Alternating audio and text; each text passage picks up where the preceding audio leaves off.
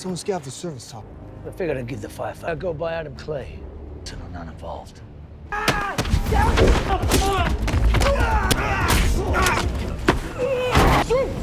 Set up a perimeter outside. Go join Die this evening. Anybody moves, are you fucking nuts? It's one of these guys. Not a good distance. That distance.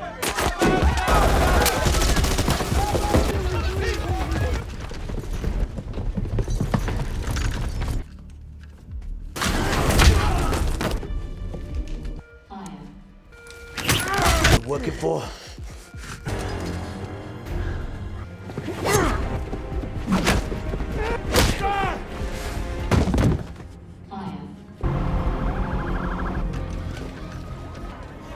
Our guy, what do we know? He's just a beekeeper. Pete, No!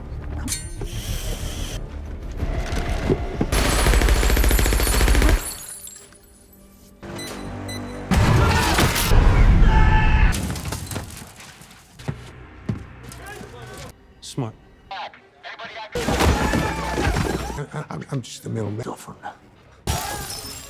A lot of money here. Kill me. Wiley, get your You can make it stop. Dedicated her whole life to helping people. She took $2 million from a charity. She was who and where?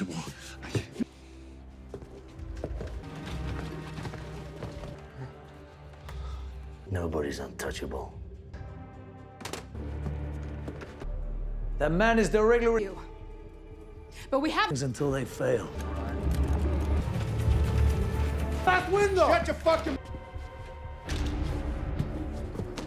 3 boys and a girl. Wiley. I won't tell her if you don't. Have you been hit?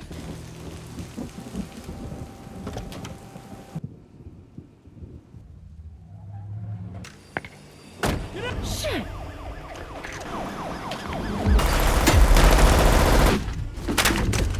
You're supposed to be retired.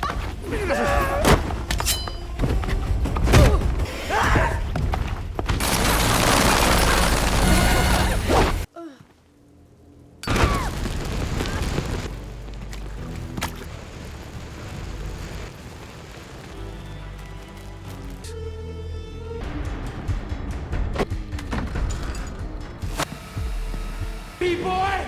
Fucking face us!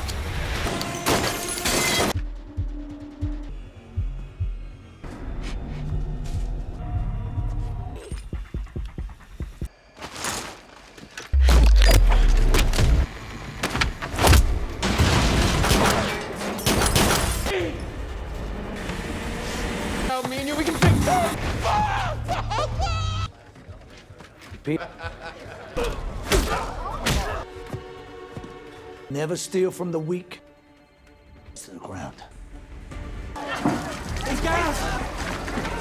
What the fuck? Bro? The hive. Fucking asshole. Okay, so if you fucking get it.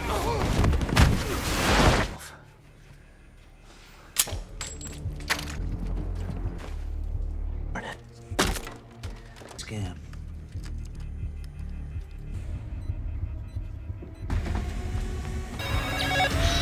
Tell that guy to hurry up.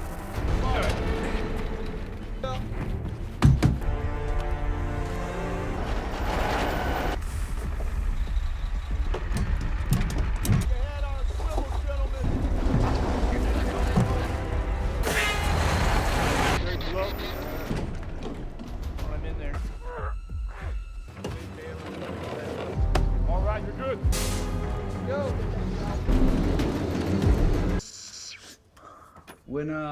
When did you get in? Wouldn't unless. Hey, On your father's desk. Stop. Nervous as a burning cat. What if he protect you if you'll let him? You know that? Both hands. Don't burn it down.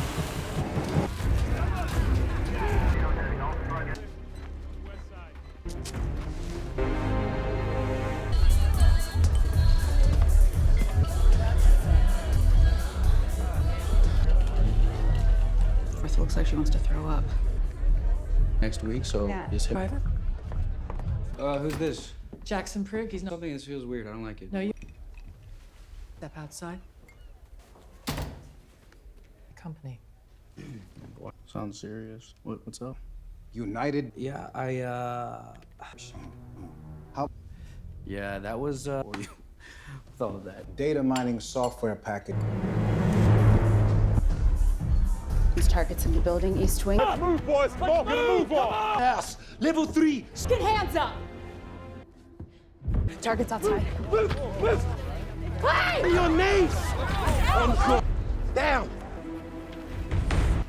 God's I'm putting this asshole's brain. Breathing his arm. Watch me. Isn't that the bloody question? Talk to me, people. I need news. Two weapons free!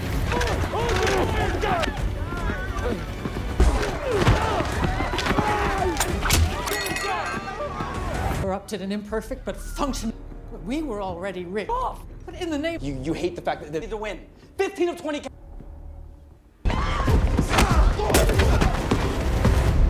He came from, and all of Feet on the ground to actually get. The wolves are at the fucking door right. tell the truth. What does that even mean? Tell the fucking truth. You have. That beekeeper, I'm everything. Well,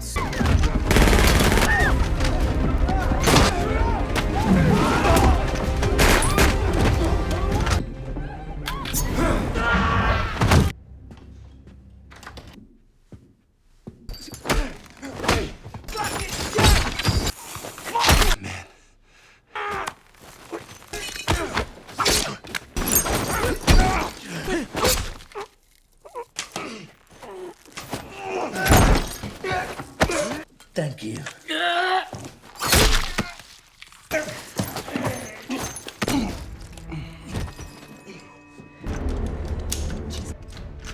Kills me instead? no, Derek, I'll tell him the truth. Proved your point. Go back, live a quiet, Neighbors. be elected. It's not I mean, that's not pretending. So you might want to.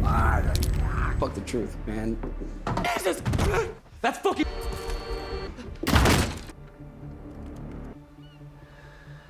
Look for. Move it out, boys. Out of the way.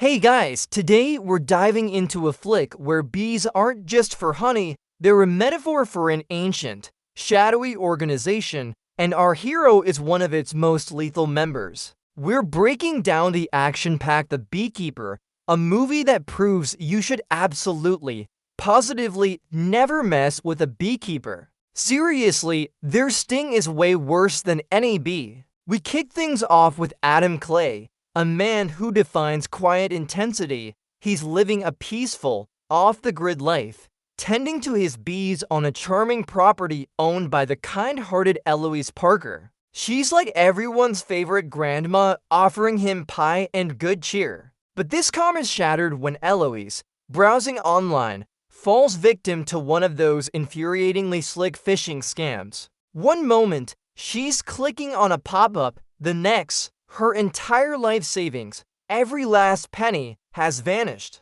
The silence after she realizes what's happened is deafening. If you liked this sneak peek, hit the like button and subscribe. It's the best way to support the channel, and let me know you want more. The aftermath is gut-wrenching. Eloise, overwhelmed by the loss and the shame, takes her own life. Adam discovers her body, and the quiet calm of his world completely shatters. The sound of his frantic footsteps echoing through her house, followed by the quiet horror of discovery, really hammers home the tragedy. This isn't just about money. It's about a life, a kind soul extinguished by callous greed. His usually stoic face hardens, a silent promise forming in his eyes. He's not just angry. He's a force of nature about to be unleashed. He's not just a beekeeper. He's the beekeeper.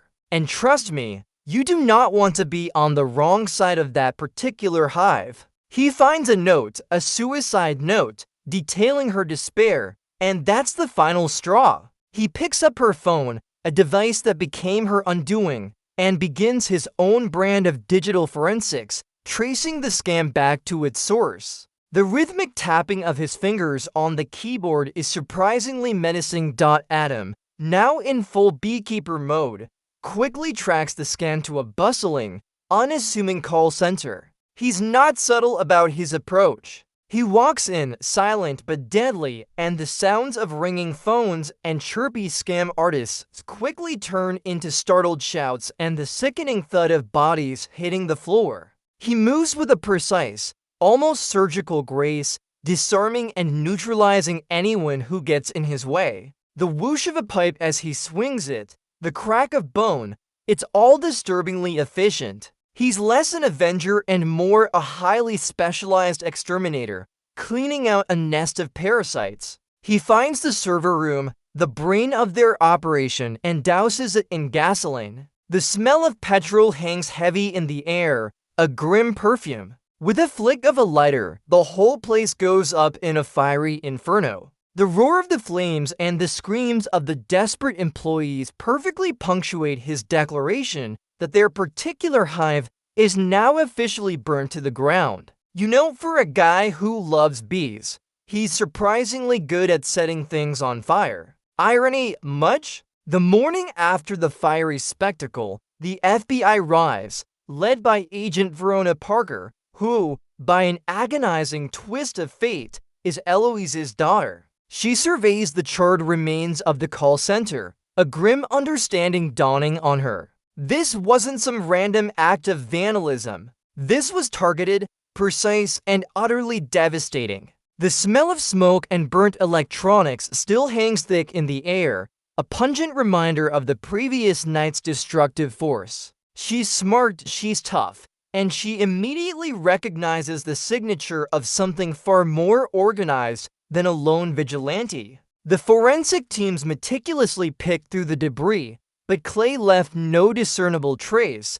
just a message delivered in flames. Verona's initial priority is to find the perpetrator, not yet realizing she's hunting the man who's avenging her own mother. The tension in her voice as she questions witnesses is palpable, a mix of professional duty and personal anguish.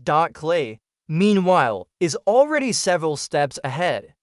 Digging deeper into the digital underworld, he uses his considerable skills to trace the flow of stolen funds, peeling back layers of shell corporations and digital obfuscation. His next target is a smug, mid-level executive who thought he was untouchable, sitting in his fancy office. Clay makes a rather dramatic entrance, shattering a glass door with a sharp crack that echoes through the corporate silence. The executive's pampered world is instantly invaded by a man who moves like a predator. The ensuing interrogation isn't subtle. It's a brutal dance of fear and information extraction. Clay doesn't raise his voice, but the quiet intensity of his questions, underscored by the whistle of a nearby HVAC system, is far more terrifying than any shout. The thought as he slams the executive against the desk leaves no doubt about the severity of the situation.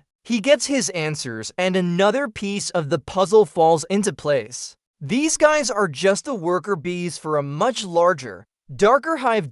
As Clay continues his destructive path, Verona and her superiors start connecting the dots. Her boss, a weary but wise veteran, finally reveals the existence of the Beekeepers. They're not just some shadowy government agency. They're an ancient, independent organization, like the ultimate cancel culture for those who think they're above the law. Their purpose, to protect the hive, which is, you know, society as a whole. And when someone threatens the hive, a beekeeper steps in to restore balance. It's like a super secret, extrajudicial pest control service, but with way more explosions and less actual pest control. The revelations come with the gravitas of a hushed secret, the quiet click of a projector slide underscoring the seriousness. We learn that beekeepers are untraceable, unstoppable, and essentially above any known chain of command.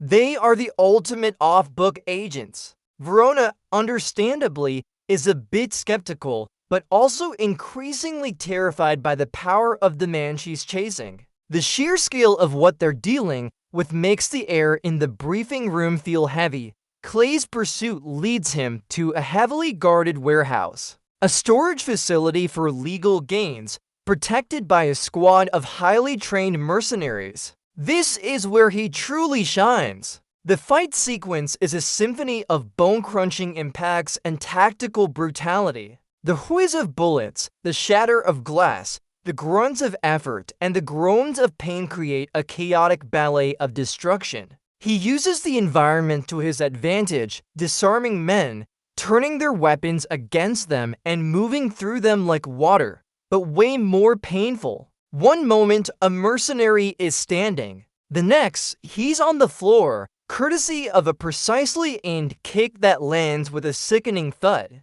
Clay doesn't waste a single movement. Every punch, every block, every throw is executed with perfect, lethal economy. He's not just fighting, he's sending a message. And that message is, you messed with the wrong beekeeper. Buddy, he leaves a trail of unconscious and probably very sore bodies in his wake. Moving ever closer to the big boss, the trail of digital breadcrumbs leads Clay to a sprawling, high-tech data center, the veritable brain of this monstrous scam operation. This place is Fort Knox for nefarious data, guarded by an army of highly paid goons. But highly paid doesn't mean Adam Clay-proof. He busts in with an almost casual force, the slam of a forced door announcing his arrival. Sirens blare, lights flash, and the air fills with the rat-a-tat-tat of automatic gunfire. Clay navigates the labyrinthine corridors,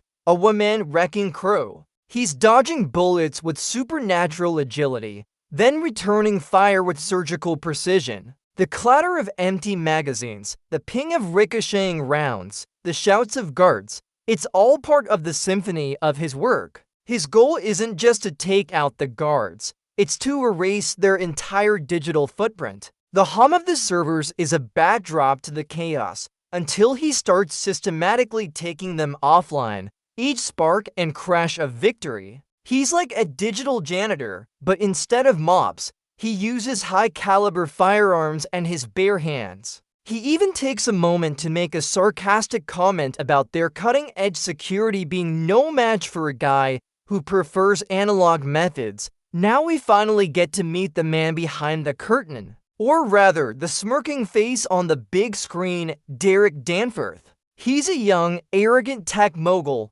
dripping with privilege and entitlement, casually flaunting his ill-gotten wealth. Turns out, he's not just any rich kid. He's the son of the President of the United States. Talk about having connections. He's giving some insufferable public speech, all smiles and platitudes, while secretly running this massive global scam operation. His voice, amplified by the stadium's sound system, is almost sickeningly smooth. The contrast between his public persona and his monstrous actions is jarring. This guy clearly believes he's above the law, protected by his family name and political power. He's the ultimate digital kingpin, surrounded by a coterie of equally unscrupulous individuals, all benefiting from the misery of others. He embodies everything the Beekeepers are sworn to dismantle. He's basically a walking, talking punch-me sign for Adam Clay. Back at the FBI, Verona is in a bind. She's got this unstoppable force, Adam Clay, leaving a trail of destruction, and she's also realizing that the real mastermind, Derek Danforth, is untouchable due to his political connections. The internal conflict is evident in her voice, a strained mix of anger and helplessness as she argues with her superiors. She knows Clay is essentially doing what the system can't or won't, but she's still bound by protocol. The sound of her fist slamming on the desk in frustration cuts through the sterile air of the office. There's a quiet desperation building in her, a realization that the rule of law sometimes needs a little rule of Beekeeper to get things done. She's caught between two worlds, one where justice is bureaucratic and slow, and another where it's swift and violently effective. It's a classic ethical dilemma,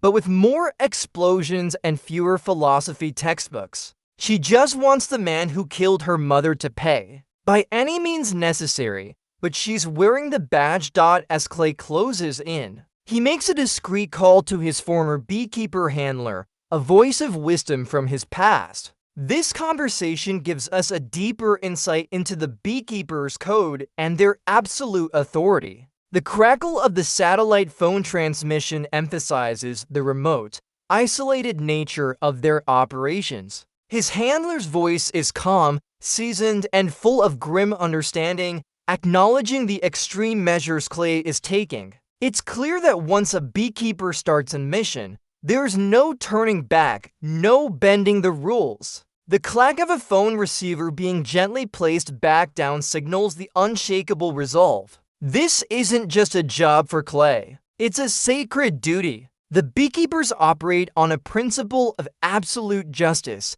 restoring balance when the official channels fail spectacularly. And Danforth, with his presidential daddy, is a prime example of systemic failure that only a beekeeper can rectify. It makes you wonder how many beekeepers are out there, silently tidying up society's messes. Hopefully, they're not all this intense. Clay's path eventually leads him to Danforth's lavish, sprawling estate, which is, predictably, crawling with heavily armed enforcers. This isn't just security, it's a small private army. Clay breaches the perimeter with almost comical ease, and the ensuing battle is a whirlwind of perfectly executed martial arts and tactical gunplay. The thwack of his staff against a guard's head, the whoosh of a kick, the grunt as a body is expertly thrown. It's all delivered with a balletic brutality. He moves through the opulent rooms,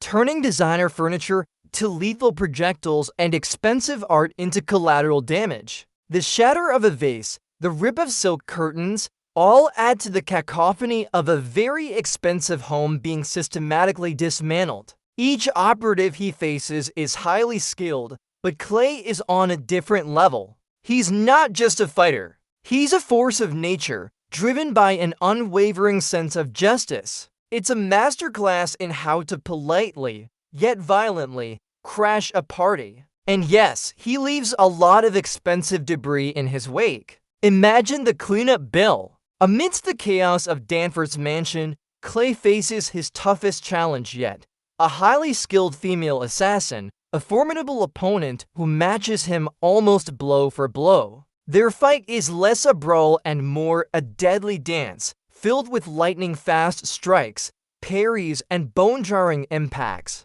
The swish of her blades, the clash as Clay blocks with whatever he can find, the gasp of effort as they exchange blows. Every movement is calculated, every attack carries lethal intent. The thump of their bodies hitting marble floors, the scrape of their feet as they pivot and dodge, the sharp intake of breath from exertion, it's a raw, visceral struggle. She's quick, agile, and clearly a professional, showcasing a different, more graceful kind of brutality. The tension is palpable, the air thick with anticipation of who will gain the upper hand. It's a true test of Clay's resolve and skill, pushing him to his limits. She's got style, that's for sure, but Clay's got an unwavering mission. Just as Clay is moments away from reaching Danforth, Verona and her FBI team burst onto the scene. The shrieks of sirens and the bark of orders fill the air, creating a frantic cacophony. She finally has him cornered, the man who's been tearing through the criminal underworld, and is now about to bring down the son of the president. Verona, badge held high, attempts to appeal to his sense of justice, to convince him to let the legal system handle it. The quiet intensity of Clay's gaze meets her desperate pleas, a powerful clash of ideals. The click of her safety being disengaged is a stark reminder of the stakes. She's caught between her professional duty and her gut feeling that Clay, despite his methods, is seeking a justice that she, through her agency, cannot deliver. It's a tense, silent stalemate, punctuated only by the distant whine of the mansion's damaged security systems. She's basically yelling "stop him," while also thinking maybe he's got a point. Clay isn't deterred. He's found evidence, a smoking gun in the digital world, that points directly to the highest office in the land. It's not just Danforth. His mother, the President of the United States, is neck-deep in this murky mess. The clack of a keyboard as Clay accesses encrypted files, the whir of a portable hard drive, reveals the full, shocking extent of the corruption. This revelation changes everything. It's no longer just about avenging Eloise. It's about exposing a rot that goes to the very core of the system. The stakes skyrocket as the Beekeepers' mandate is to protect the hive, even from its supposed protectors. The weight of this discovery settles heavily on Clay. It's a moment of grim understanding, the quiet intensity of his gaze fixed on the damning information.